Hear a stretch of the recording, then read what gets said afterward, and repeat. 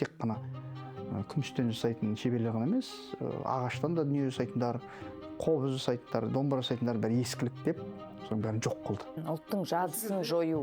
Осы кезде ұлтты жою ғой, былайша айтқанда, ұлтты жою дүбәрә ештеңкесі жоқ, ұлт болып қалдық.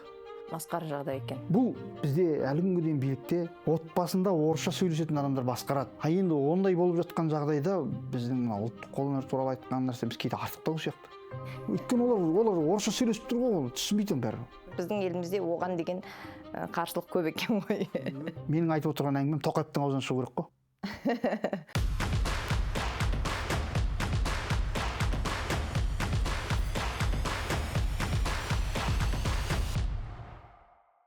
Армысыздар, қымбатты біздің әзірге нақты атауы жоқ подкастымыздың көрермендері. Мен есімім Риза Тұрдағанқызы, Курсив медиа сайтының шеф-редакторымын.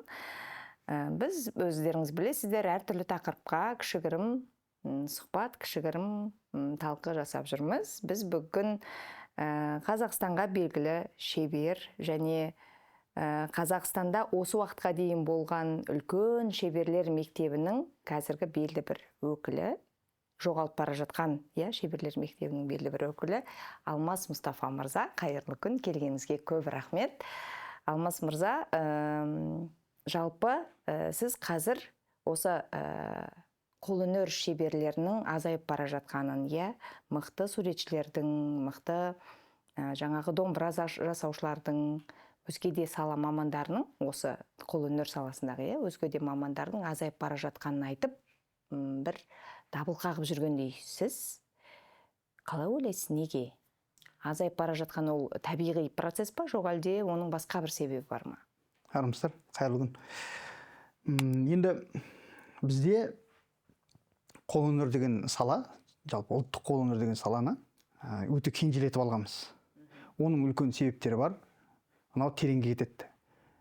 Мынау патшалық үкіметі құлап, КСР орнағаннан кейін Ленинге табыну деген нәрсе басталды ғой, коммунистік идеология басталды. Олар өзі ойдан шығарып жасады осы идеологияны. Маркстің, жаңағы Энгельстің шығармаларын алып, өздері бір социалистік қоғам құрамыз деп. Сол кезде біздің мына қолөнер бұйымдарымыз ұлттық дүние болғаннан кейін бұл бір салтанатты нәрселер болды бәрі. Біз жасаған кезде әдемілеп жасаймыз бәрін, керемет қылып. Қарапайым, қарабайыр дүние жоқ бізде. Мысалы әлгі орыстарда аяқ киімді бүйтіп шылғауды орап, сыртын шандып байлай салып жүре берсе, басына малақай киіп алса, олар соған жүре береді ғой. Бізде ондай дүние жоқ. Бізде жасаған киімдер салтанатты болды.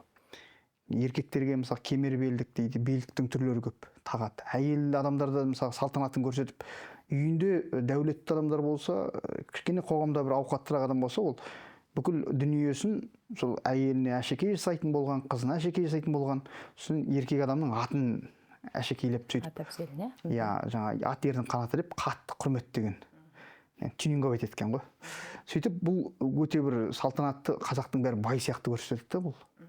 Соның кейін бұл бай бағландарды жаңағы қоғамның алға сүйреп тұрған моторын жойып, қайтадан ұлт жасақтап шығу үшін осын жоюға тура келді. Сол кезде біздің бүкіл қолөнеріміз жойылды. Тек қана күмістен жасайтын шеберлер ғана емес, ағаштан да дүние жасайтындар, қобыз жасайтындар, домбыра жасайтындар бәрі ескілік деп, соның бәрін жоқ қылды. Сөйтіп қайтадан мал баққансың, ештеңке білмейсіңдер сендер, көшіп қонып жүргенсіңдер деп бізге патшалық үкімет кезінде түсірген ескі бір жатақтарды, қыстауда қалып кеткен адамдардың түсірген фотоларын жариялап көрсетіп бізге өзімізге қайтадан, міне сендер осындай болғансыңдар, сендер осындай дамымай түк көрмегенсіңдер деген сияқты нәрселерді әкелді де көрсетті. Сонымен біз сондай екенбіз ғой деп қайтадан адамдар мал бағып, қалаға келмей ауылда қалуға тура келді. Ұлттың жадысын жою. Осы кезде ұлтты жою ғой, былайша айтқанда, ұлтты жою. Өйткені үлкен аумақ жер жатыр, оның үстіне біздің тұрған тарихи отанымыздың тұрған орны бүкіл түркі әлемінің алтын бесігі. Алтайдан бастап Атырауға дейінгі аралық, оның ары қарай кетсеңіз, оны сақ болып кете береді. Бұның бәрі енді үлкен тақырып та. Енді осы жойған кезде негізгі ұлттың бейнесін қалыптастырушы өкілдер бұлар жаңағы дәстүрлі ән би өнері, онан кейін барып қол өнері, сөз өнері деген нәрселер болады. Осылардың өкілдерін жойғаннан кейін өзінен өзі бір дүбәрә ештеңкесі жоқ ұлт болып қалдық. Енді соның кесірінен СССРдың кезінде бізден басқа Қырғызстан, болмаса Өзбекстан, Түркменстан бәрінің бізбен бірге одақта болған елдердің, тіпті Әзербайжандар ұлттық өнер академияларын ашып алды, қол өнер академияларын. Олар академия художеств деп айтады ғой. Бізде жоқ. Біз ол деңгейге жете алмай қалдық. Өйткені соны ашатын кісілердің бәрін 30-шылар қырып тастады. Бір буыннан, екі буыннан айырылғаннан кейін оның орнын қайтып толтыру өте қиын болды. Бізге қазіргі қол өнеріміздің көп дүниелер сырттан, мысалға Моңғолиядан, Қытайдан келеді. Соған қараймыз да бізде ой бәрі бар екен, осындай екен дейді. Бірақ енді оның өзі келіп жатқан дүниенің өзі бұл бүкіл қазақтікі деп айтасың ғой, қазақтікі ғой енді, бірақ ол белгілі бір рулық дүниелерді негізінде рулық, мысалға Керейдің, руға тән. иә, Керейдің, Найманның, болмаса сол жақтағы албандардың дүниесі деген сияқты. Қытайда енді қай ру мекендейді, солардың қолтаңбасы сақталып қалған. Оларда жою болған жоқ. Оларда да 70-ші жылдары Мао Цзэдунның бір төңкерісі болды ғой, мәдени төңкерісі болды. Бірақ сол кезде тығып өйтіп бүйтіп тауда ұстап алып қалды. Біздегідей жаңағы түп орнымен жойып жіберу деген нәрсе болған жоқ. Сондықтан бұларда алтынды аптап күміс қаптайтын шеберлердің бәрі сақталды. Бұларда мектеп әлі үзілген жоқ. Атадан балаға келе жатыр. Бізде ондай мектептер үзіліп жоқ болып, қарасаңыз қазір мысалы қару-жарақ жасайтын шеберлер десеңіз, бір ғана отбасына барып тіреледі мысалы. Ағайынды Құлмановтар дейді. Бұл кісілердің өзі деген әрең ұстап қалған.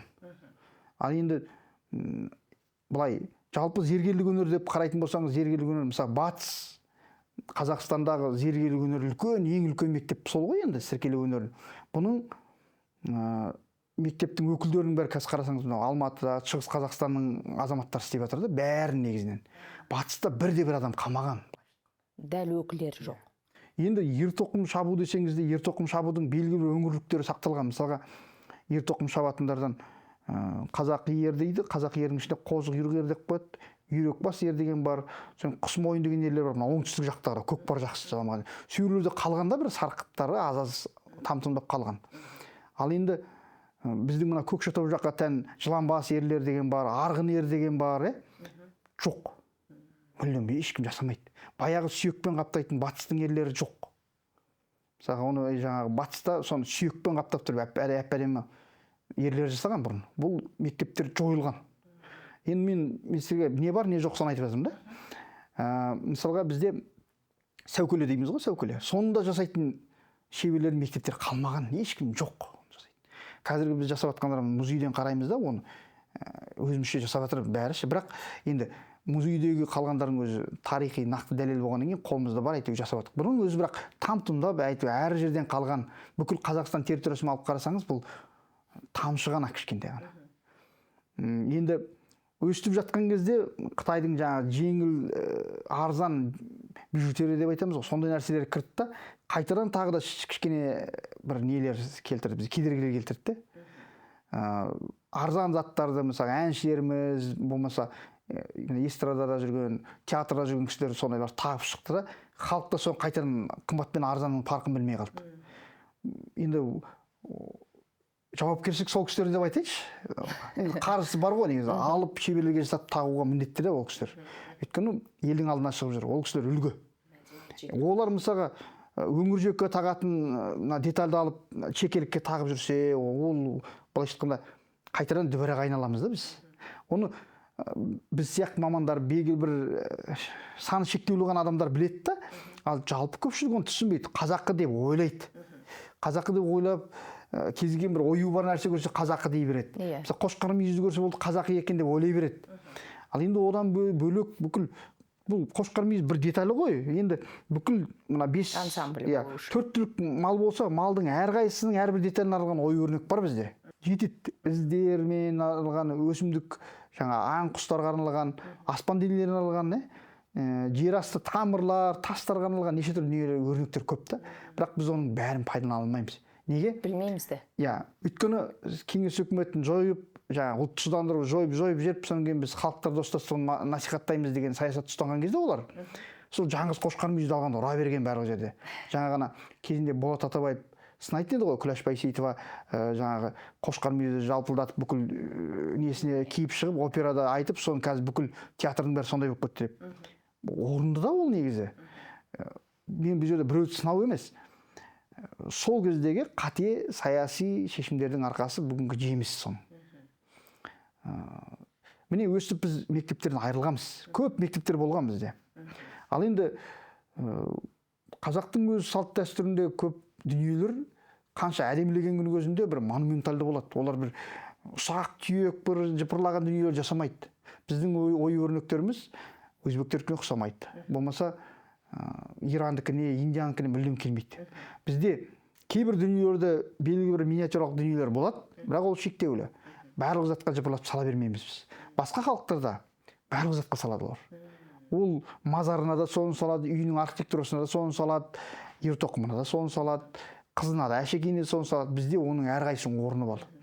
Текке салынатын оюды өңірге салуға болмайды дейсіз. Иә, ол енді бұл канон бұзылып кеткелі қай заман бұл бұзылып кетті. Тек бұл ауызба айтатын түрінде ғана қалды да. Бұл неге олай салмады? Белгілі бір шектеулер болды. Бұрын енді тәңірлік дүниетаныммен жүрген кезде адамдар жер асты әлемі, жер беті, аспан әлемі деп бөлгенде. Ал енді ол осы нәрсені рет-ретімен адамның мына киіміне қолданған. Оны әсіресе жерлейтін киімдерде жақсы үлгі ретінде көрсетіп отырған. Бізде алтын киімді адам бар ғой. Негізі бұл ритуал жерлеуге арналған киім негізінде, ол кісінің соңғы сапарына арналған. Енді сол жерде ол бәрі көрініп тұр. Таутекелер қай жерде тұр, барыстар қай жерде тұр деген сияқты.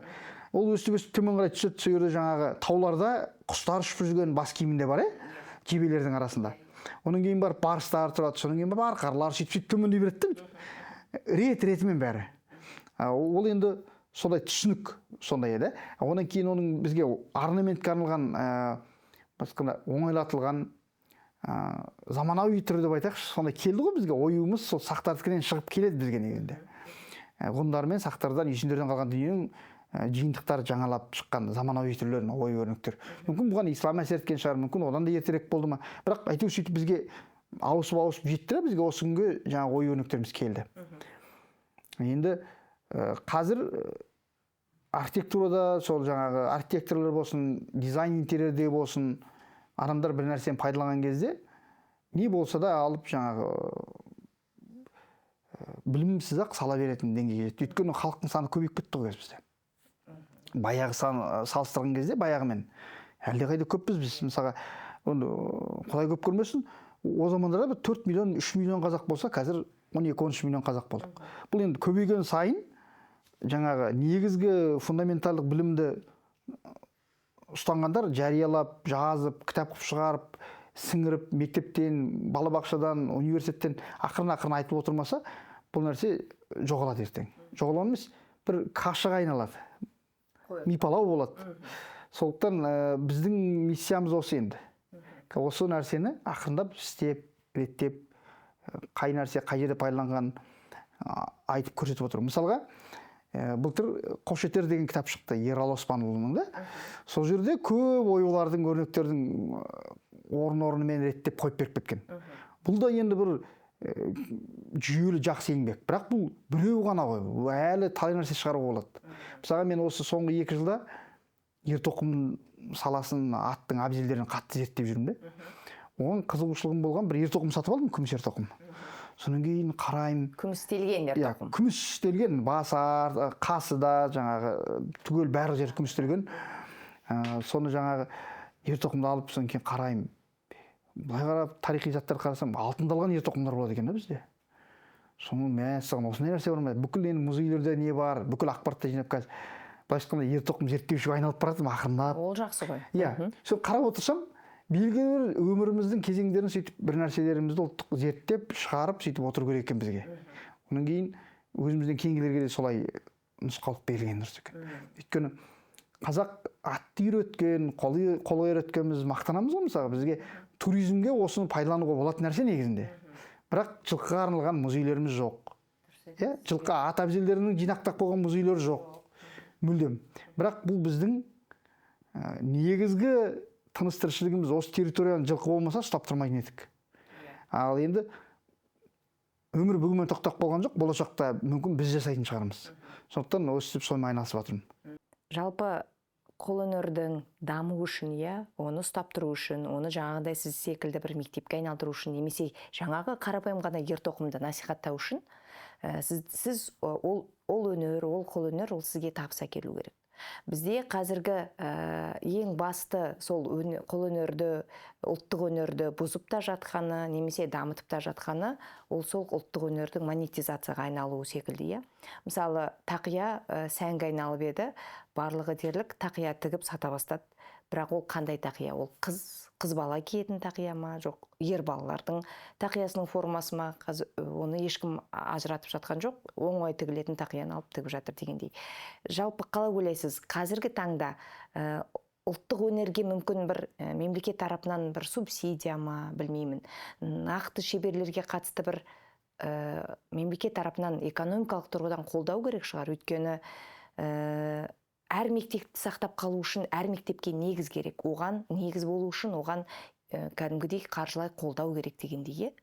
Бұған не айтар едіңіз? Енді былай, мемлекет деген бір бүкіл халықтың ынтымақпен тұратын ортасы ғой, жақсы.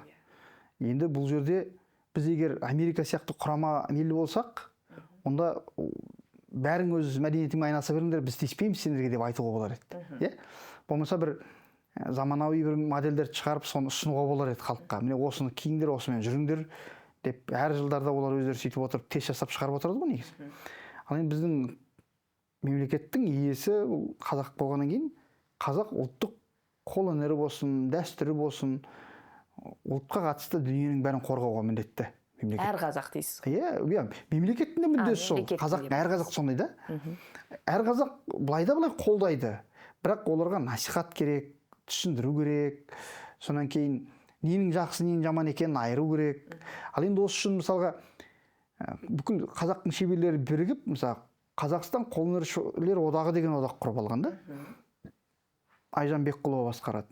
Бірақ бұл одаққа жекелеген қорлар, сол шетелдік инвестициялық фондтар, сондайлар әйтеуір қолдап бір программалар, бағдарламамен беріп тұрады бізге. Бірақ бұл деген бір көзге тамызған нәрсе дей ғана нәрсе. Ол мысалға одақта бір 200-300 шебер болатын болса, олардың бір жылғы жіберген жобасы, пландары көп болса, қатты кетсе бір 20-30 адамның айналасына жетуі мүмкін. Өйткені ол деген үлкен мемлекеттік мекемелер емес, ол шағын бір ұйымдар. Олардың өзінің мақсаттары болады. Ол мақсатты оң ба теріс ба оны тағы білмейсің. Не оймен беріп жатқанда. Енді бар ғой, мысалға, мемлекеттен былайша айтқанда шикізатымен айналысып жатқан арнайы компаниялар, мұнай газ болсын, уран болсын да, олардың несінде жазылу керек бұл уставтарында.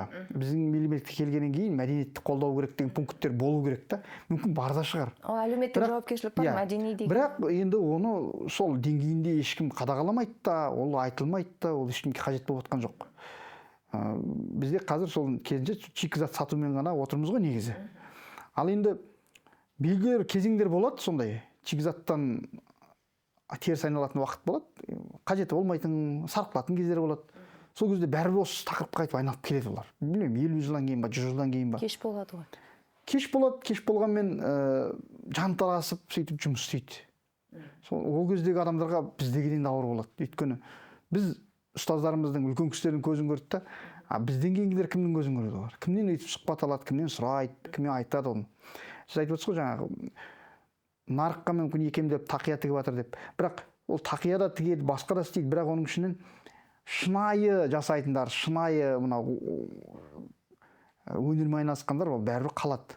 Олар нарыққа икемделген арзан түрін, қымбат түрін шығару мүмкін, бірақ шынымен жұмыс істеген адамдар қалады. Бір реттік табыс табу үшін жүрген адамдар олар әр салада ауыса береді. Ол әр қоғамда бар. Содан кейін жаңағы жалпы береді, теріс айналады. Ол қалыпты жағдай өзі бір халықтың мінезінде бар бір кемшілік нәрсе бұл негізі. Ежелден бар нәрсе. Енді мемлекетте ұлттық идеология болмағаннан кейін бұл нәрсе болмайды бәрібір. Бізде 30-35 жыл болды ма бір жүйеленген идеология жоқ. Соның кесірінен мектептегі дауларда жаңағы бала мынандай киіну керек, анандай киінбеу керек деп біреу дінін ұсынады, біреу жоқ біз жаңағы мынау зайырлы қоғамбыз дейді. Осының бәрінің түбіне қарасаңыз сол жаңағы бір ұлттық идеологияның болмауынан. Ал жаңағы қолөнердің де дамымауы сол ұлттық идеологияның болмауынан. Егер ұлттық идеология болатын болса, қолөнерге жағдай жасайды. Жасағанда мен мысалы айтпаймын, маған әкеп осындай ақша беріңдер, шеберхана ашып беріңдер деген емес. Жалпы қоғамда сұраныс тууға мүмкіндік туғызса болды ғой. Ал енді ары қарай шеберлер істейді оны. Жаңа мүмкін жеңілдетілген кредиттер алатын шығар. Енді қарап отырсаңыз, бізде білмеймін, мемлекетте машина строение дейді, басқа дейді, ақшаны бөлет, соңында қарасаңыз банкрот, бәрі жабылып жатқан, миллиардтап кетіп жатыр. Біздің қолымызды көтеру үшін ондай сумма керек емес қой негізі. Ал енді бұл ертең туризмге де тікелей ықпал ететін нәрсе. Иә, соны айтайын деп отыр едім. Қаншама елдерге, шетелге шығамыз ғой. Сол кезде біз бірінші көргіміз келетін бізге емес, жалпы адамдар көргісі келген нәрсе өзінің елінде жоқ таңсық нәрсені көргісі келеді. Ол не? Күнделікті ішіп жем қолданысынан бөлек солардың экзотикалық бір дүниелері. Олар бұрын қалай болған, бұл бізден өзгешелігі не? Сол жерде бір музыкалық аспап болуы мүмкін ерекше, сол жерде бір ыдыстар болуы мүмкін, бір бөлекше тамаққа қолданатын киім болуы мүмкін, тұрмыстық бір сувенир болуы мүмкін. Соны қызықтап алады. Ондай нәрсе қазақта жоқ емес, жетеді. Көп қой бізде. Ортеке дейсіз ба, дүние пәлен бәрі бар. Бірақ бірде-біреуін бір ұлттық дүние жасай алмайтынбыз. Жаңағы қолөнерші одағы өзіне артылған жұмысты істеп жатыр мысалға. Олар қалай істейді? Бүкіл әлемдік шеберлер кеңесі бар, World Craft Council дейді. Олармен бірігіп, жаңа бүкіл ЮНЕСКО-ның өткізетін конкурстарына шеберлерді қатыстырады мысалға. А енді ол қатысқаннан кейін біз сертификаттарын жеңіп аламыз мысалға. Ол жеңіп алғанда ол бейберекет тарата бермейді. Бір жылда бір 40 адамға ғана береді, 2 жылда бір 40 адамға ғана беретін сондай сертификаттар да.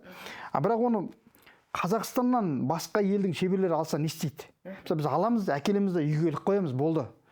Бұл ішкі егемді қанағаттандырамын да, мен қатыстым, жеңдім, маған бір белес, бір галочка болды маған да.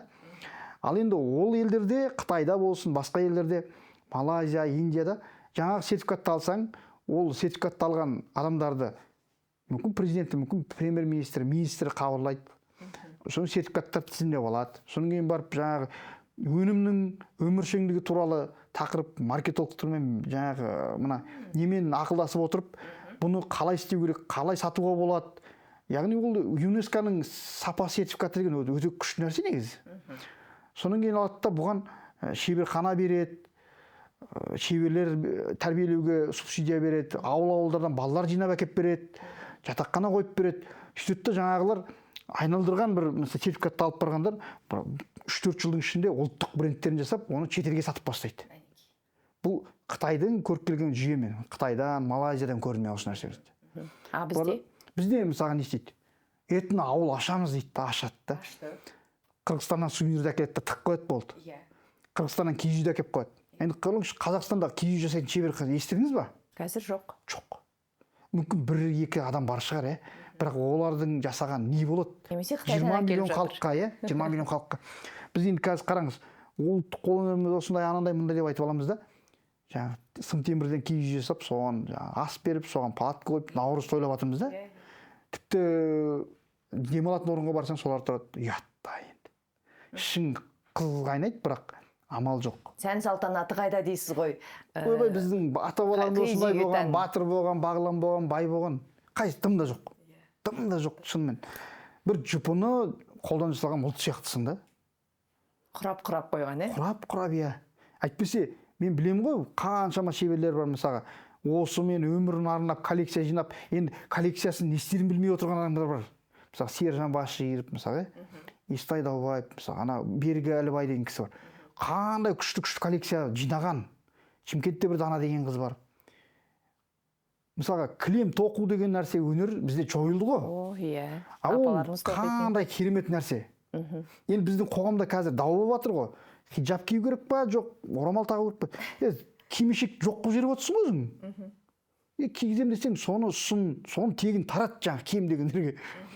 Соның жақсылап заманауи түрін жасап шығар. Ұлттық деталін сақтау, рудың несімен, жаңағы детальдарымен өзінің жаңағы аурасы бар. Керей кимешек, албан кимешек жасар. Қандай керемет. Бұл біздің, ол қалай ислам жағынан алсаң да, ұлт ретінде алсаң да, өте керемет нәрселер де, бірақ біз соны жойып тастадық та енді отырмыз ана басқа ұлттарға жалтақтап. Оларға не керек? Ол сол идеологияны тығады да өздерінің киімін сату керек болды. Дұрыс айтасыз, иә. Мысалы, қазір мектептерде күніне бір күн ұлттық киім кию сондай бір дәстүр енгізді. Енді барлығы қайда барады? Біздің Алматының атақты барахолкасына барады. Ол жерде қырғыздан әкелген қажекейлер тұр. Мүмкін ол жақсы шығар. Бірақ қырғыз бізге тек қана біз қырғыздан өнім алушымыз. Біздің олда тіпті сол киіп отырған қажекейіміздің өзі ұлттық емес. Біздің қабылдаған заңның пайдасын кім көріп отыр деген көріп отыр, иә.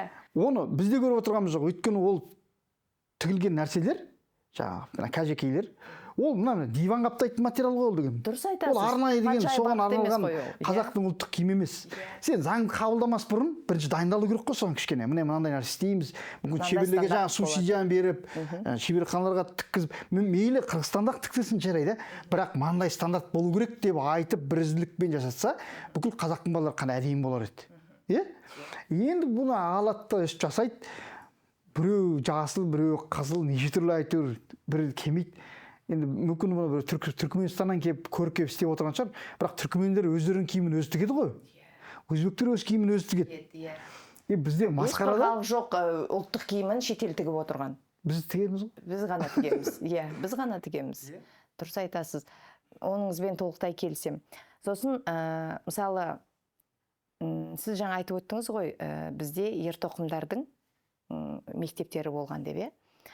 Шет елден кез келген турист келсе, олар сол біздің ұлттық қолөнердік заттарға қызығады, иә. Өзімізде барсақ сөйтеміз, бәрімізде олардың шапанын сатып аламыз, немесе кілемшесін сатып аламыз дегендей. Ал біздің қолөнершілерге қарасаң, қолөнер заттарына қарасаң, олардың жартысы не Қытайда, не Қырғызстанда жасалған, иә. Және сіз айтып отырғандай жаңағы ұлттық мектепке тән заттар өте аз. Мен тіпті қамшыларға, қарапайым қамшыларға қарап, сондай бір қарным ашады. Өйткені мына жерден мен жай ғана қайда барасың, тобылға барам, қамшысапқа барам, маған да ала кел деген стандартпен жасалған қарапайым ғана тобылғы сапты қамшыны көрмейсің. Немесе қайыстан өрілген, иә, ана қайсының өзі байқалып тұрады шик екені. Химиямен обработка жасалған. Иә, шикі иленгені шик екені көрініп тұрады. Соған қарным ашады. Сонда, яғни біз тіпті шеберлерді қолдамаудың арқасында біз экономикалық тұрғыдан негізі желініп жатырмыз. Өйткені жаңағындай ертоқымды күмістелген, жаңағы аппақ сүйекпен қапталған ертоқымды ең аз дегенде сіз $1000 ма сондай құны болатын ертоқым, е? Мен бірде-бір ондай ертоқым көрген емеспін. Е, көрдім, бірақ олардың да қайсы шикі көрініп тұр. Қазіргі мына сувенир ретінде жасалған ертоқымның бәрі сондай. Күміспен қаптақ қойдық дейді ғой. Күмісті қаңылтақ қылып алып қаптайды да. Иә. Ежелде ондай болмаған ғой. Қалың қара темір, соның бетін шауып отырып, соған қақтайды күмісті. Оның бетін алтынмен қаптайды. Сондай болғанда, бұл сол кезде ол аттың үстінде жүрген кезде қандай жаңа көкпар тартып кетесің ба, найзаласасың ба, аударыспақ жасайсың ба, сынбайды. Тіпті ат бір аунап тұрса да кете береді, ештеңе болмайды. Енді ертоқым зерттегеннен кейін мен көп нәрсе көріп отырмын ғой. Бізге жетпей қалған информация көп жетеді. Ол мысалға материалдық тұрғыдан қалай жасалғанын, әр руда қалай болған, өлшемдері қалай алған, соның бәрі, оның мен оны жасаған кездегі дәстүрлер, сол уақыттағы ритуалдар бәрі. Жаңа сіз айтқан қамшысапқа барам, соның бір ритуал ғой негізінде. Бірақ ол баланы санауға тәрбиелейді, жаңағы бір. Енді бізде еркек адамға елік сапты қамшы сыйлайды қазір. Қыздарға сыйланатын дүние. Оның кейін бізде мынау біздің кезімізде үстімізден қамшы жүрген көрші ел Ресейге. Сол жерден бір азаматтар, бір бастықтар, Путин келсе соған алтындап қамшы сыйлайды. Ол қайтадан құлың болады деген әңгіме ма мысалға? Ол рухани жағынан да әлсіздігіміз біздің. Сыйлық беретін болады, бермейтін нәрсе болады. Сен қамшыны бер, өзіңнің түрік бауырларыңа бер. Қандас бауырларыңа бер, сенімен бір кезінде сені иелігінде ұстаған, әлі де сол ойын идеологиясы іске асырғысы келетін пиғылы жаман адамдарға неліктен сен қамшы беруге міндеттісің? Бұл құлдық сана.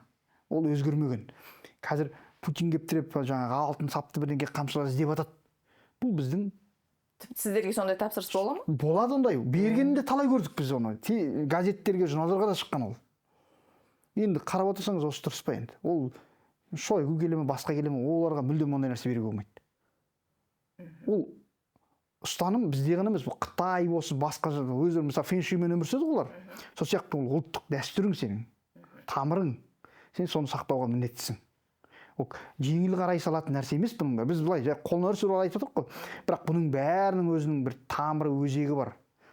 Неге үкі тағамыз мысалға бесіктің басына байлаймыз мысалға. Үкі бар жерге жылан жоламайды мысалға. Өйткені жыланды үкі жейді. Оның тарихи генетикалық несі бар жаңағы, жады бар. Үкіні көрген кезде ол жоламайды ояққа. Сол үшін біз үкіні тағамыз. Қызға тағады, киіміне тағады, кішкентай балаларға тағып қойды, жылан ұстап алмасын, қасына келмесін деп. Оны түсінбейміз ғой біз қазір оны. Оны ширік деп ұра береміз қазір. Қазір ширік деген нәрсе жақсы ол. Үкі ол онда оны емес, оның өзін таудасың, жайлаудасың, көшіп бардың жаңадан, баланы отырғызып салдың, сиыр сауып жатсың, жылан шағып алсың, бесік басына келген кезде жылан оралып жатады мысалы. Ондай көп жағдай болған ғой, шағып өлтіргенде, бірақ жаңағы нәрсе қорғайды. Аттың терлігі дейді ғой жаңағы жылқының. Терлігі мысалы далада қалсаң, басына жастап жата берсең болады мысалы. Қыларқанды айландырып төсек қойып жата береді мысалы. Қылдың үстінен жылан өтпейді мысалы. Ол тікен денесіне кіріп кетеді. Жаңа аттың терінде тұз бар, иіс бар, оны жылан жоламайды ғой мысалы. Сондай нәрсе қарақұрт жоламайды. Сондай өзінің заңдары болған кезінде оны біз қазір ұмытып қалдық. Қазір біз оның бәрін ұмыттық. Қазір оның бәрін бір жеңіл, оңай нәрсе қараймыз. Ол туралы айтса бір ескілікті айтып жатқан сияқты көреміз. Болмайтын әңгіме айтады деп жаңа көп сөзді ойлаймыз. Ал негізінде ол әр нәрсенің өзінің бір тарихы бар. Мысалға осы жақында бір жапондықтардың Сёгун деген бір телехикаясын көрдім, 10 сериал жақында шыққан осы. Сол жерде де көп нәрселерді жаңа ортодоксалды жапон мәдениетінен қалған кейбір канонды дүниелерді айтады да. Сол жердегі салт дәстүр, сол жердегі ант беру, сөзде тұру деген нәрселердің бәрі. Бізде де сондай еді ғой. Бізде қай кезде болсын біз нотариуске барып заң жазып бірдеңке жүрдік па? Аузыңнан шықтың сөз бітті, соны істеуің керек болды. Мойныңда қалады ол сен істемесең де. Содан кейін ғой ештен кеш жақсы, кейін болса да істеуің керек та. Осындай нәрсемен жүрген ел едік біз, кейін өзгердік. Оның бәрі осы жаңа өзегіміз, тамырымыз қиылып белгілі бір дәрежеде жойылғанымыздан. Және осы жойылып бара жатқанымызға қолөнеріміздің де әлсіреп, қай саладағы осының қолөнеріміздің де әлсіреп бара жатқан, ол біздің ұлттық санамыздың да мүлде әлсіреп. Бізде енді қоғамда осы соның кесірі ғой, баяғы сол тағы қайтадан сол барып геноцидке барады. Кесірінен бізде әлі күнге дейін билікте отбасында орысша сөйлесетін адамдар басқарады. Енді ондай болып жатқан жағдайда біздің ұлттық қолөнер туралы айтқан нәрсеміз кейде артықтау сияқты. Өйткені олар орысша сөйлесіп тұр ғой, ол түсінбейді бәрі. Тамыры өзегіне кетіп қалған. Олардың балалары шетелде деген сияқты. Европаға кетіп қалған онша. Енді мен бір бағанада балалармен достарымыз болып отырмыз, сол кезде айтамын да. Бізде бір кейбір жақсы шығар мүмкін мен қате ойлайтын шығармын. Бізде бір жақсы тарихи миссия бар да бізде қазір бізде ұрпақта. Қазіргі қоғамда мен де, менің балаларым да, Алаш аманаты орындалмай қалған, тәуелсіз аңсап кеткен бабаларымыз бар. Солардың істей алмаған нәрсесі істеуге деген мүмкіндік бар да. Мысалға Бурахан деген бабамыз Теріскейге көшті, өз күшімен кетті ғой мысалға. Бәріміз сүйреді, бірақ біздің бүкіл жұмысымыз бәріне байланғаннан кейін біз шыға алмадық. Мүмкін біздікі ол жерде қателігіміз, мүмкін ағаттығымыз шығар, мүмкін біз шыға алмадық ол жаққа, бара алмадық Теріскейге. Бірақ ол тастап кетті, ерлік жасады. Енді қарап отырсаңыз, ол өзіне миссия алды ғой. Біз өстіп миссияны түсініп, миссиямен өмір сүрген кезде біздің халық дамиды. Мен миссия деп отырғаным не? Олар тәуелсіз ел болғысы келді ма? Болғысы келді. Олар өз саласын дамытқысы келді ма? Европамен, әлеммен теңдескісі келді ма? Теңдескісі келді. Енді бізге сондай күн туды ғой бүгін. Сол уақытқа жеткен кезде біз неге жаңа мемлекеттен заңдар шығарамыз, керісінше неге біз кері кетеміз бәрін? Біздің мен ғана емес, қоғам азаматтары, жалпы билікке келіп жатқандар, бізден кейін келетіндер де бәріне осы миссия тұр негізінде. Нығандау, ұстау, түбі түрік халықтармен тату болу, олармен бір-біріне бір ағаттықтар болса кешірмен қарау, жақсы жақтарымызды алу. Мысалға бізде көп нәрсе болады, қазақ пен қырғыздың арасында көп даулар болады. Анау менікі дейді қырғыз, мынау қазақтікі деп шығады. Енді екеуі кезінде шекара болмаған аймақта ол сондай дау бола береді ғой, нормальный нәрсе, оны түсіну керек қой бір-біріне. Дұрыс, ол қалыпты жағдай ол. Оны сенікі екен, менікі екен емес, ортақ дүние деп қабылда болды. Көкпар қырғыздікі дей ме? Қырғыздың өзінің дәстүрімен тартатын ойынның түрі бар. Қазақта да бар. Бірақ ол сен бірінші, мен бірінші деген нәрсе жоқ. Тарих білмейді оны, қайсысы бірінші екенін. Әйтеуір пайда болды біреусінде. Содан кейін ол дамыды кетті. Асық та сондай ғой. Асық ойыны. Асық бізден көшпенділерден шықты деп айтамыз, бірақ Египетке барсаңыз да пирамидадағы музейлерде асықтар тұр. Сол сияқты дүниелер көп. Шаңқобыз мысалы қырғыз біздікі деп айтады, бірақ бүкіл әлем тартады. Қазақта біздікі дейді, бірақ бүкіл әлем тартады. Шаңқобыз варган деп қояды. Сол сияқты әлемге ортақ дүниелеріміз бар, бірақ негізі бізден шыққан да. Сол нәрселердің өзіміздің стилімізде, өзіміздің дәстүрімізде дамытуымыз керек. Ал енді жаңағы миссия туралы айттым ғой, басын бастап аяқтамай кеттім. Миссияда осы. Мысалға мен осы қолөнер саласын алсам, қолөнер туралы мен өмірімнің, енді құзғын емеспіз ғой бізде, бір белгілі бір кезең бар да. Осы уақыттың арасында соған қатысты кітаптар, соған қатысты материалдардың бәрін жинақтап, түгел шығармасаң да жол көрсетіп кету керек те. Жаңағы айтқан ер тоқымдар да зерттелмеген, жаңа айтқан қамшы болсын, басқа заттың бәрі зерттелмеген. Егер осының бәрін зерттеп, дұрыстап шығарсақ, оның монетизациясы бар. Біздің сөз бар ғой, қазақ өнер деген сөз, өнер деген өнетін нәрсе ғой негізі. Оны орысшалайтын болсаң, жасанды болып қалады. Олар айтады, жасанды искусство дейді. Бізде өнетін нәрсені өнер деп айтады. Өнермен айналыстың, яғни сен өнетін нәрсемен айналысып жүрсің да, ол жоқ емес, ол кәсіп, ол кәдімгідей. Сол жағынан қарауымыз керек. Содан кейін осы жаңа миссиямыз біздің осы бір алған ісімізге соңына дейін адал болу ғой. Мүмкін мен басқа саладан кәсіптен ақша табатын шығармын, басқа жақтарда жүретін шығар, бірақ осы бала кезден армандаған дүниелер, біздің бабаларымыз көрсеткен нәрселер бар. Соның бәрін орнына қойып, реттеп, шамаң жеткенше жасап қойсаң болды. Менің ойым. Бізден кейінгілер, мысалы, Америка болсын, Европа болсын, бұларда керісінше регресс болады. Бұлардың қоғамдағы балаларда миссия деген нәрсе жоқ, ондай өйтіп қоя алмайды. Мүмкін олар баюға миссия қоятын шығар. Ең бай адам болу, ең ақшасы көп адам болу. Бұл енді қазақ айтады, дүние боқ дейді. Ол келмейді біздің неге. Белгілі бір қанша жерден миллиардер болсаң да, оның да бір белгілі бір шегі бар, өзің пайдалана алатын, қалғанның бәрін басқалар қызығын көреді. Өзің көзің кеткеннен кейін де басқалар қалады. Содан кейін оларда дұрыс миссиясы болмағаннан кейін, дұрыс мақсаты болмағаннан кейін, жаңағы өзінің кейін завещание жазған кезде итіне, мысығына жазып жатады. Өйткені оның көздеген мақсат жоқ, ұрпақ жоқ, ел, ұлт, ру жоғарында тұрған. Бұл біздің бір алға қарайтын дұрыс өмір сүруіміз үшін ықпал ететін бір тәртіп бұл да негізі. Сіз жаңа айттыңыз, шеберлер одағы бар дедіңіз, иә? Және айтып жатырсыз, мысалы, қамшыны кез келген адамға сыйлауға болмайды дегендей, иә?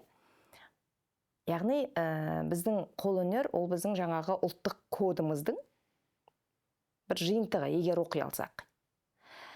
Шеберлер одағы аясында осындай бір ұлттық кодтың негізін әрбір қолөнер затына арнап жасауға не кедергі? Мысалы, сәукелес болса, сәукеле мынадай жағдайда тігіледі, биіктігі мұншама, жаңағы тағылатын дүниелер өңірлігі мынандай болу керек дегендей, немесе қалыңдықтың киімі мынадай болуға тиіс. Белгілі бір дәл осы миссия, дәл осы мүмкіндік сіздерде қазір бар ғой, осы уақытқа дейін жасалмаған дүние. Яғни әрбір нәрсенің өзінің орнына қойып кететін бір қағидат жазып кетуге. Енді бөліп жүрген жоқ па сізді? Жоқ. Шеберлер одағын құрған 10 жылдан асып кетті. Бұл бірінші мақсаты бұның шетелге қазақ шеберлерін шығарып, көзімізді ашып көрсету болған. Мен де сізге мынаны көсіліп неше түрлі әңгімелер айтып жатқам, сол одақтың арқасында біраз нәрсе көрдім мен. Мынау Малайзия, Индия, Сингапур, Непал, Иран бәрін араладық. Америкаға дейін апарды. Барлық жерді көріп келіп, сонда түйген ойлар ғой, қазір шығып жатқан нәрселер. Ал енді сол одақтың күшімен бардық соған. Біздің көзімізді ашуға ықпал етті бұл, стади тур дейді, оқу ағарту турлары жасады бізге. Енді біз өзіміз сондай ойларға келіп жатырмыз да, бізден кейінгілерді апару керек деп. Оған Шеврон кезінде Евразия қоры, ЮНЕСКО кішкене демеушілік еткен. Қазір олар демеушілік жасамайды. Ол білмеймін, 10 жылға ғана өздерінің жоспары болған екен, сонымен жасаған. енді ондай нәрсе істеу үшін көп қаржы керек екен негізінде. Мысалы бір адамды апарып келу үшін бәленбай ақша керек. Ол жай турист емес қой, оны оқытуың керек, көрсетесің, музейлерге апаруың керек, көрмесін жасауың керек деген сияқты. Сондықтан шеберлік одағының қазір мысалы оның ешқандай демеушісі жоқ. Бір адамдардың энтузиазмымен ашылған нәрсе ғой негізі. Ал енді ол кісілердің өзі кезінде, кеңес кезінен білім алғаннан кейін, ол кісілердің де өзінің белгілі шабатын деңгейі бар да, соған келді, ашып берді, көрсетті, осы деңгейге жеткізді. Енді ары қарай міне деп мемлекетке беретін де олардың жағдайы бар. Ана музейге бір музей толатын дүние жинақ қойды олар. Шеберлігі жасатып, жаңағы айтқан нәрселерді. Мынау батыстікі, мынау шығыстікі, оңтүстік деген сияқты. Кілемінен болсын, киізі болсын, жағыланға дейін жасатты. Қаншама дүниелер жасатып, орда бір музей болатын заттар тұр. Сыймай ана офисінің ішінен аяқ алып жүретін жер жоқ. Сондай болып отыр олардың жағдайлар. Енді сөйтіп отырып, бізге әлі де жаңағы мына киіз басудан, Қастеев музейінде былтыр не өткізді, мастер-класстар өткізді. Дәстүрлік киіз басу техникасы бойынша. Сол сияқты әр өңірлерге барып өткізеді. Бұлардың миссиясы негізі өңірлердегі мастерлердің жағдайын жасауда, көтеру. Ал енді оларда бір белгілі бір штатта адамдар ұстап отыратын, жалақы төлейтін ақшасы жоқ. Ғимаратты жалға алады мысалға. Енді ондай емес, ғимараты өзінде отырған ұйымдар да бар ғой, мысалы басқа одақтар бар да, аттарын атпай ақ қояйын, бірақ олар ондай жұмыс істеген көрмеппін мен. Жоқтан бар жасап отырғандар бар да, бар нәрсені ұқсата алмай отырғандар бар. Мынау шеберлік одағы сондай жоқтан бар болып құрылған ұйым негізі. Бұл сол бір белгілі бір адамдардың энтузиазмымен ашылған. Қазір құрамында үлкен кісілер де бар, жастар да бар. Енді болашақта осы шеберлік одағы үлкен мектебін ашқысы келеді, жаңағы үлкен музейін салғысы келеді, өзінің бір шаңырағын, қара шаңырағын көтергісі келеді. Бірақ оның бәріне не біз өте үлкен дәулетті бағлан болып, бай бағлан болып дамып кетуіміз керек, болмаса біреулер келіп жаңағы көмек беру керек, танатырлық жасау керек, болмаса мемлекет қолдау керек. Ол ұйым өзін өзі алып жүру үшін бізде мемлекетте өндіріс жолға қойылған болу керек. Өндіріс болмаса да біздің шеберлердің жасаған затын шетелге алып шығып сатуға мүмкіндік туғызу керек. Бізде ондай мүмкіндік жоқ. Ондай жоқ қой, бізде шығып кетсін, жай көрменге мына Қазақстаннан бір Америкаға мысалға айталық, или болмаса Дубайға выставкаға кетіп барасың ғой. Бірінші мына аэропорттан қаңғышет, ұстайды жаңағы, сенің аппаратқан алтын қой, мынауың күміс қой. Сондағысына бір 20 мың 30 мың теңге дәметеді сендерден. Адамдар сол сотрудниктер ғой сол аэропортта. Мәссаған, сонда ондай басымыздан былай өтті. Көрмені ұйымдастырған топ сіздерге сондай кедендік жаңа қолдауда жасамай ма? Жоқ, ол кедендік болғанда мысалға біз шеберлік одағы ұйымдастырып жатыр.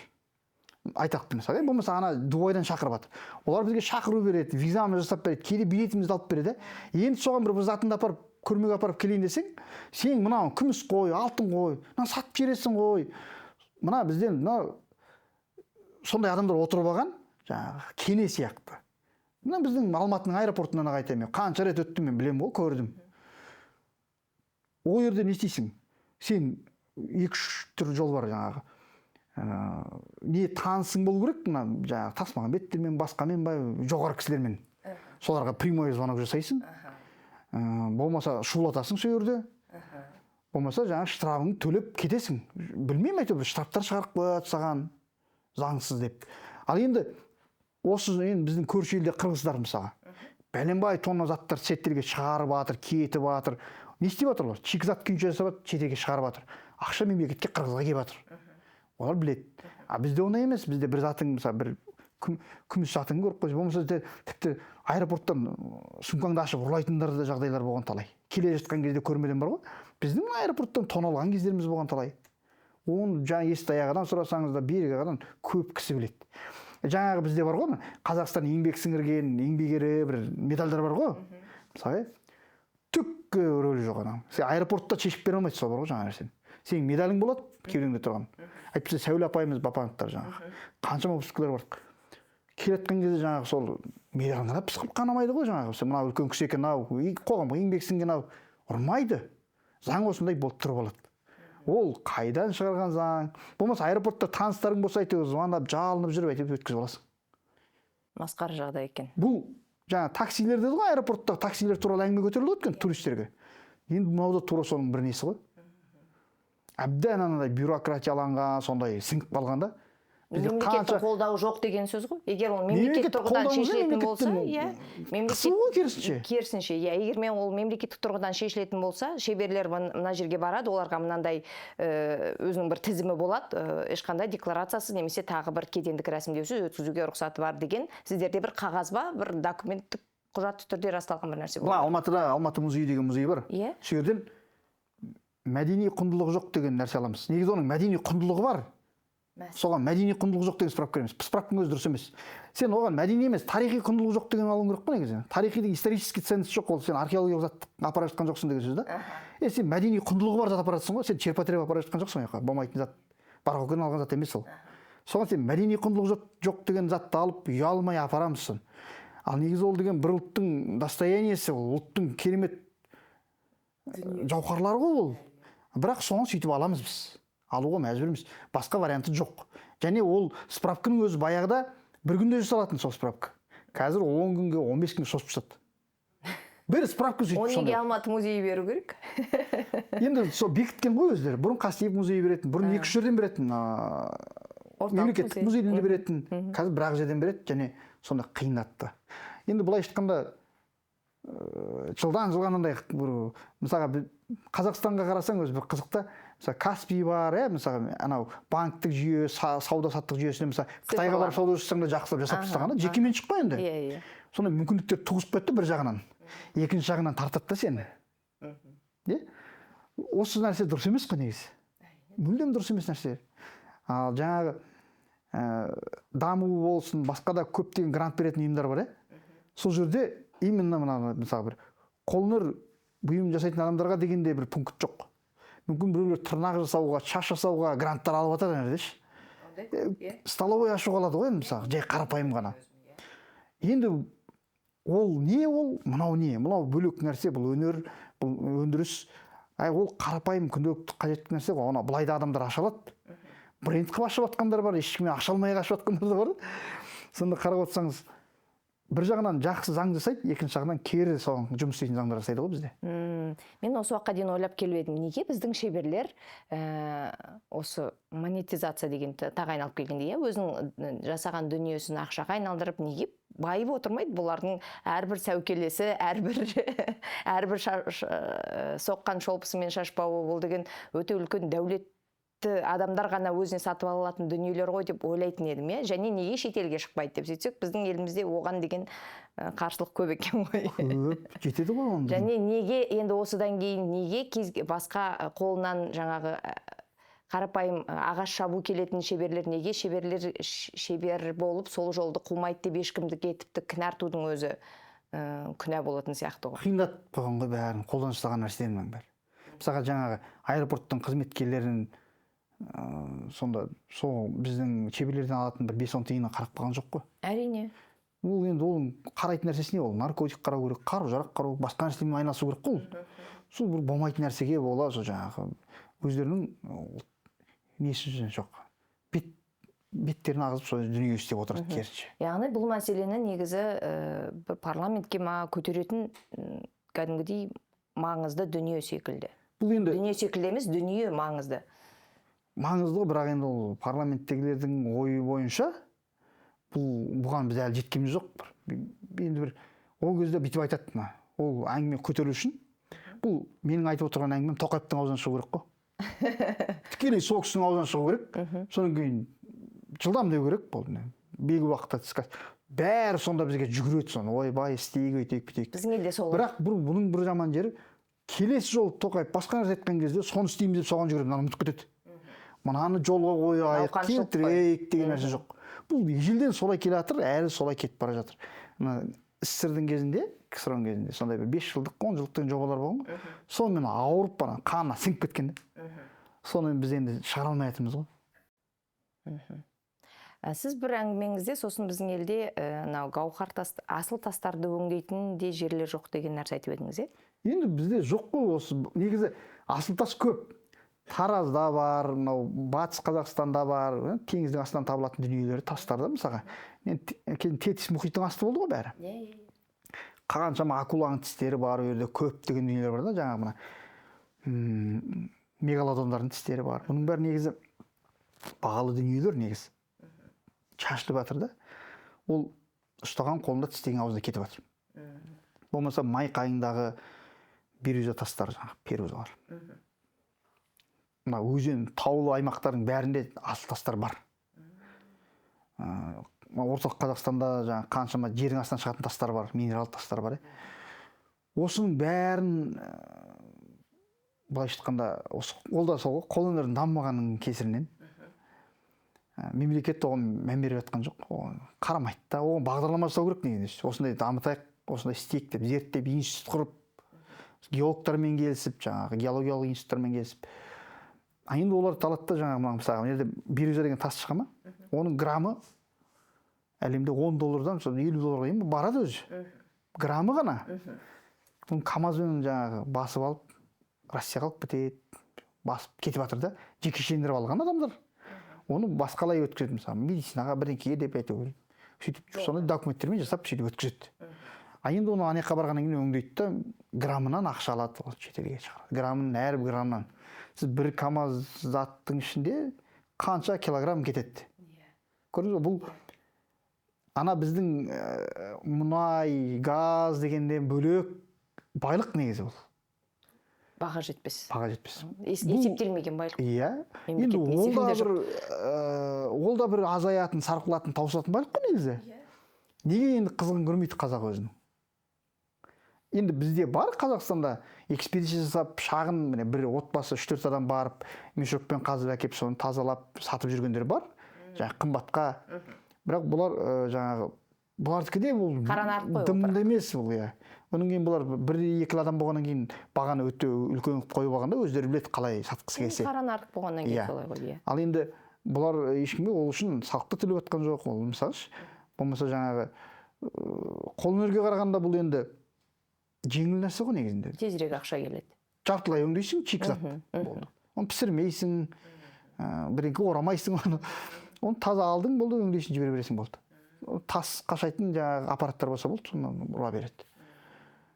Бұл Индияда, Пакистанда, Иранда, Қытайда өте жақсы жолға қойылған бизнес.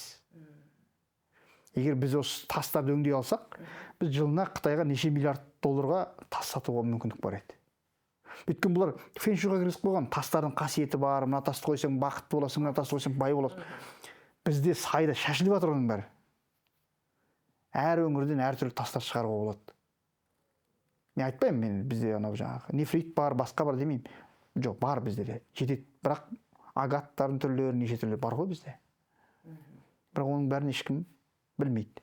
Білмегенде жоқ, ол мемлекет тарапынан оған қызығушылық жоқ. Мемлекет тарапынан болса, мысалы ол қолөнерші одағына тапсырылу керек. Онан кейін қолөнерші одағы геологиямен келісу керек. Соны отырып бағдарламалар жасап, мемлекетке қанша ақша түсіретінін бәрін түсіндіріп алды. Бірақ енді оған қызып тұрған, оны ақша шығады екен деп ойлап тұрған ешкім жоқ қой. Оның үстіне ол егер кен орындары, майқайың мысалы белгілі бір бізге бір мынандай мұнай сияқты сорып алдым да жаққа жібере беретін сондай нәрсе керек та, үшет шығып қоясың. Жеңіл. Жеңіл да, оны басында артып жүрмейсің. Қайдан бұрғылауда жеңіл емес. Жоқ, енді ол әлгі бір бұрғы емес қой, мысалы қанша станция тұрады ана жерде. 100-деген станция тұрады да, мысалы күніне бәленбай тонна баррель кетіп жатады. Иә? Сол сияқты ғой. Енді ана жерде олай емес қой, қоршап, дұрыстап істеу керек. Майқайың алтын деген ол кімдікі? Ода ERG-дің да несі бар, Машкевичтің. Негізі бізде ірі ондай алтын, жаңағы мықты кен орындардың барлығы сол ірі Машкевич сияқты мықты бизнесмендердің қолында. Алтынды қазып жатыр ғой енді алтынды. Алтынды қазып жатыр ғой, олар алтынның өзін бізде өңдеп жатыр ма? Әңгіме сода ғой. Бізде Афинажда заводтар бар ғой? Бар. Олар қанша тонна шығаратынын білмейді екен. Оны ұлттық банк әдетте сатып алады. Ұлттық банк алады? Ұлттық банк сатып алады. Болды солмен. Осындай мәселелер бізде. Бұл біздің мәселелердің ең көрінбейтін, бұл айсбергтің астындағы дүниелері. Біз бағанағы бетіндегі нәрсені айттық.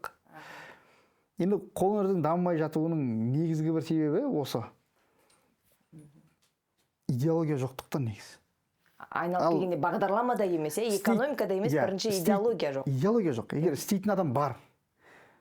Құдайға шүкір, қазақтың 2 баласының біреуі талантты болады. Өйткені неге? талант мен айтып отырған нәрсеге жауап берейінші. Қазақта завод фабрика болмаған, бірақ киіз үй болған, аттың жабдықтары болған, ыдыс аяқ болған, ешкім аш қалмаған да. Яғни соның бәрін өзі әр үйде жасап алатын болған ғой, әр үйде жасап алады. Енді шебер шақырып істейтін нәрсе болған. Зергерлер келеді, мысалы бір айда жасап кетеді. Жаңағы үйшілер болады, құрастырып беріп кететіндер болады. Жасаумен бірге жасап кетеді, иә. Енді қалған киіз үйдің материалы анау мынау деген кезде жаңағы басқыр бау болсын, жазда соны кайфовать етіп, тойлап жүріп, асарлатып жүріп жасап тастайды. Ал осы нәрсенің бәрі ол сол кездегі өмірмен жойылып кетті. Енді бізге қазір оны бір идеология болмаса істелмейді. Ұлт ретінде қалыптастырып ұстап қалу үшін. Енді жаңа Қытай, Малайзия, Индонезия деп айтып отырмық. Бұларда идеология ғой. Оны ұлттық идеология, оны туризммен байланыстырып тастаған, оны шетелге шығаратын экспорттармен байланыстырып тастаған, сөйтіп сауда саттықпен байланыстырған. Бәрі бір-бірімен жұмыс істеп отыр. Бізде егер өстіп істейтін болса, шынымен идеология жұмыс істеп кетсе, мүмкін қолөнершілер министрлігі ашылып кетуі мүмкін. Ол бүкіл салаға бірақ айтып жатырмын да, ол мата, мақта, кілем бәрін айтып жатырмын да. Ал енді Индияға барсақ, мата министрі бар екен, мата министрлігі деген министрлік бар екен да. Текстиль министрлігі. Енді дұрыс қой. Енді ол болатындай болып тұр да, өйткені олар мақтадан зат шығарады. Бізде енді бар еді, жоқ қылдық қой бәрін. Жаптық қой. Шымкентте мысалы мақта маталар шығады. Мақта шығады, мата шықпайды. Мақтан Қытайға жібереміз, вагон-вагонмен кетіп жатыр ғой. Терілердің бәрі ауыл-ауылда шіріп жатыр. Шіріп жатыр. Оның мысалы ол да тағы қолөнерге түседі ол. Ол да қолөнердің дүниесі, иә. А біз жаңағы аяқ киімнің барлығын шетелден сатып алып. Терілерді айтады мысалы, үлкен қылып завод салу керек деген сондай ұсыныстар айтса айтады. Ол өзін ақтамайды. Ақтайды негізінде.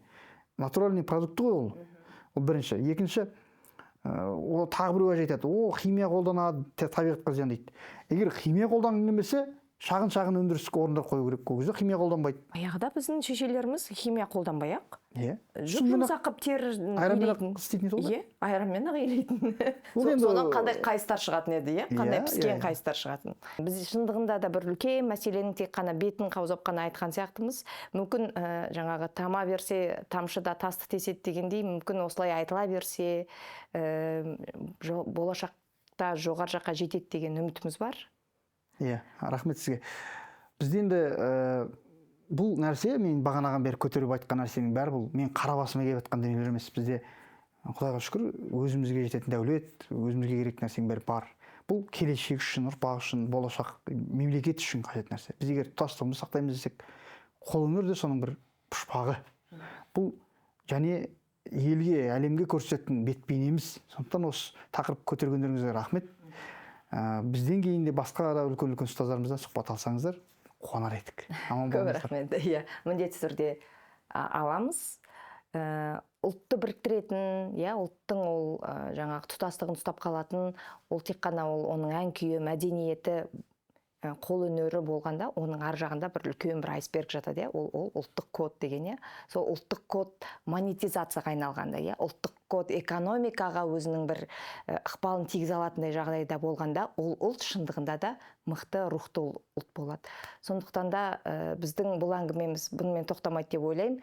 Ұлттық экономиканы дұрыс қалыптастыру үшін де, ұлттық экономиканың даму үшін де, оның экспортталу үшін де шындығында да осындай бір проблемаларды көтеру, қайда екенін ашық айту біздің міндетіміз, біздің миссиямыз деп ойлаймын.